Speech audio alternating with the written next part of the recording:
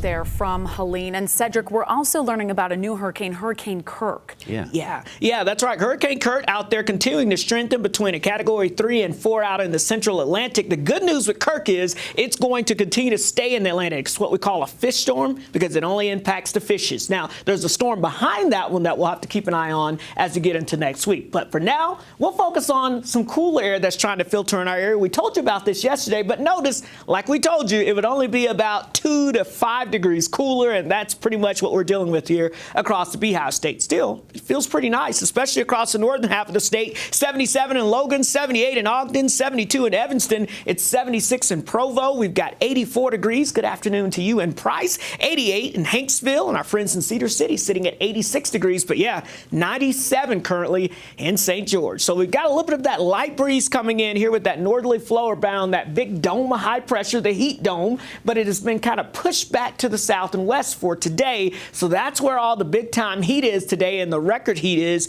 and it should remain that way for today. But it's only going to be short-lived because we are actually tracking a cold front moving our way. You can see that now beginning to make its way close towards the west coast of the United States.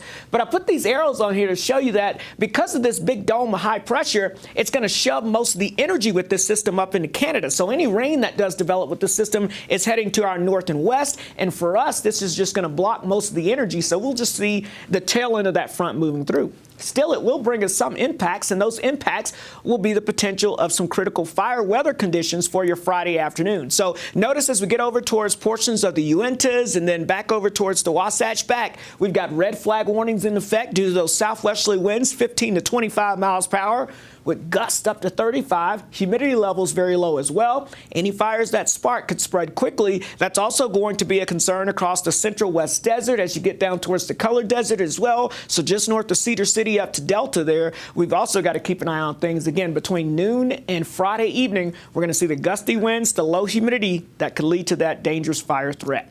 Otherwise, clear skies are expected out there for us for tonight heading into your Friday morning, but again, we're going to notice those winds picking up out of the south and west as we go throughout your Friday, but that'll help give us the potential of some record heat, not just for southwest Utah, but maybe up towards the Wasatch Front as well. Those southwesterly winds may transport a few clouds across the Beehive State as well, maybe an isolated sprinkle or a shower in the higher elevations, but I think most of us will stay dry. And then as that front moves through, we go back down with the temperatures a little bit, so some slightly cooler air returns as we get into your Saturday. So here's the way it looks in the upper levels. Here comes that record heat with that southwesterly flow on your Friday. Then we shove that heat dome back south for your Saturday with that northerly flow. That gives us some slightly cooler temperatures. It's brief, though, because here comes that west and southwest flow again for Sunday heading into next week, and we warm things back up again above average. But we are watching the west coast, an upper-level low, a big trough off the west coast here by the middle of next week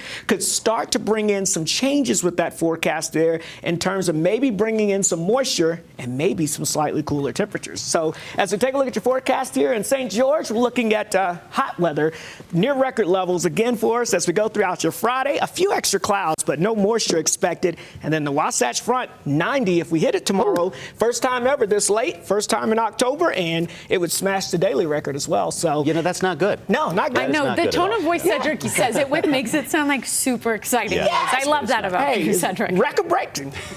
Okay, give us some exciting news. I was going to wear that same outfit. I sold the idea for Where's your little pocket handkerchief? Left at home.